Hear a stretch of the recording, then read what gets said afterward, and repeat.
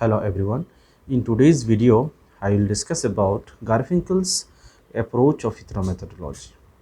I will particularly focus on how Garfinkel defined ethnomethodology. And there will be other videos in this series. So today's video will focus on how Garfinkel defined ethnomethodology. So my interpretation of his ethnomethodology, my own understanding of the ethnomethodology I am going to present before you. So this explanation, interpretation or understanding of ethnomethodology that I am going to present before you is based on the book of Garfinkel, Studies in Ethnomethodology. So let's begin. Garfinkel used the term ethnomethodology for investigating the rational properties, rational attributes of indexical expression and other practical actions. So basically he focused on the investigation or revelation or exploring the characteristics, features or attributes of indexical expressions and other social actions. So he focused on two important things: indexical expression and practical action. According to him, these two aspects are the part of, or these two elements are the part of social order. Social order is maintained uh, in a very organized way, in a very structured way, because of these two elements, that is indexical expressions and practical actions. Now there must be certain properties, certain attributes of these two elements. So he, through ethnomethodology, is trying to explore these characteristics. Now comes to the point, what is this indexical expression? Indexical expression means the expression or action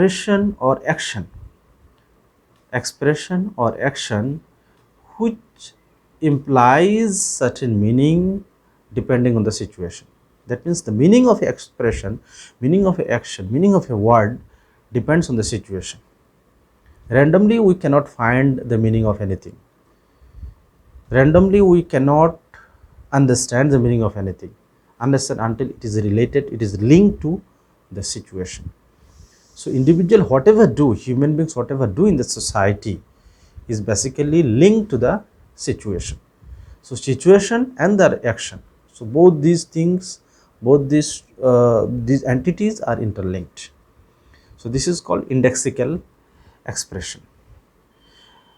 And second thing is practical action. Practical action he used for understanding the arrangement, systematic arrangement of the action in the society, systematic structuring of the action of the human beings in the society, systematic the structuring of the everyday life of the human beings in the society. So this is called practical action. Practical action for him is a kind of logical, systematic, structured social action. That is, society has a social order, and social order is maintained through a certain process. That is practical action. So practical action here also implies rational action or the logical action.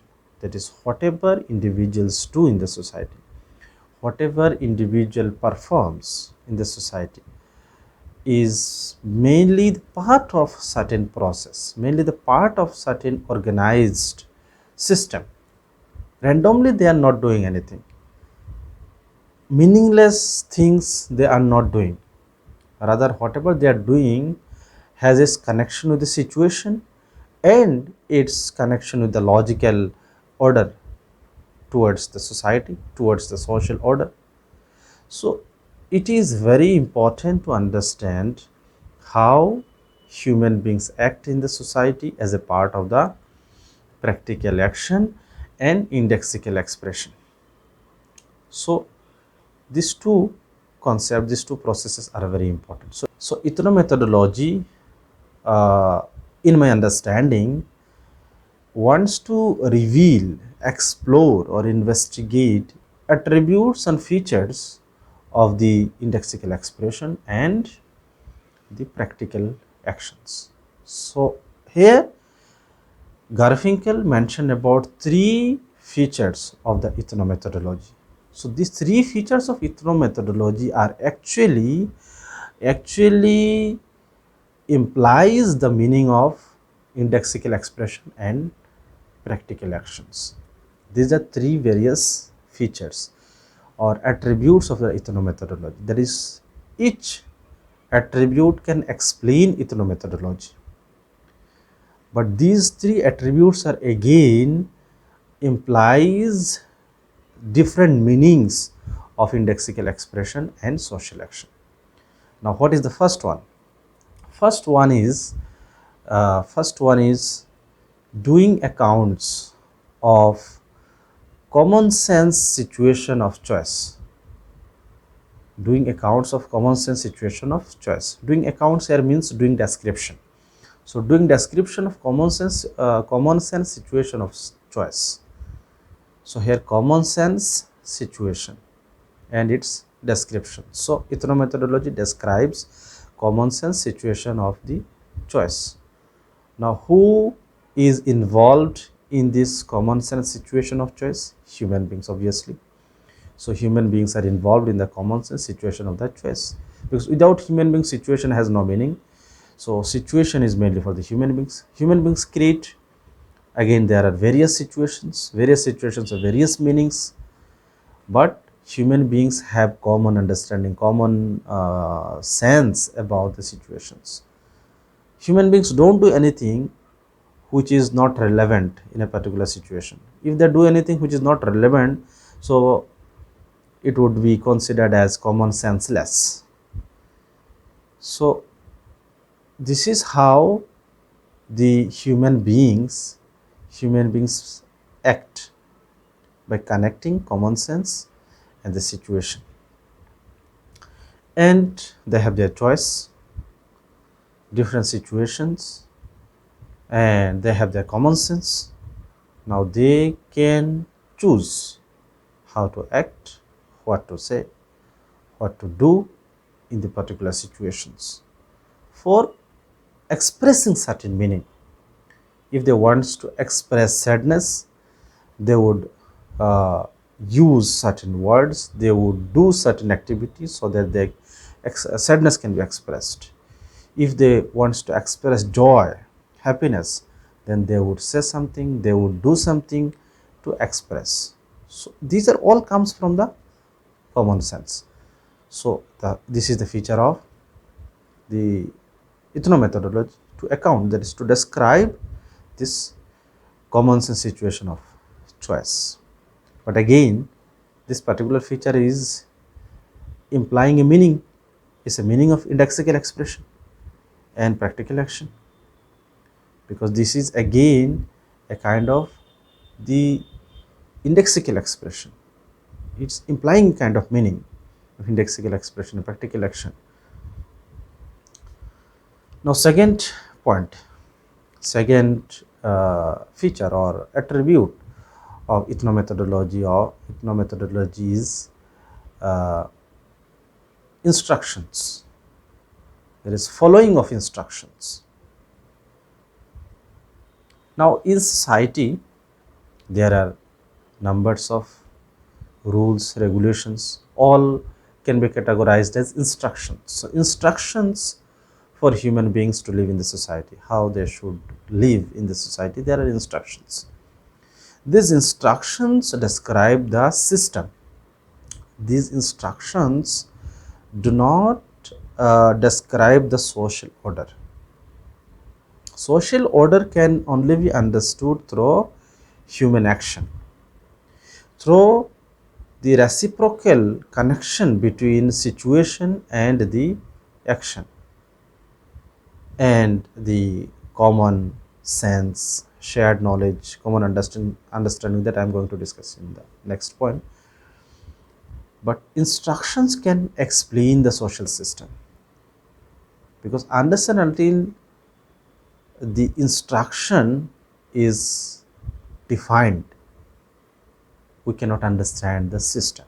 So there is system in the society, there is organization in the society, there is order in the society. These we can understand through the instructions, and instructions are followed in the society.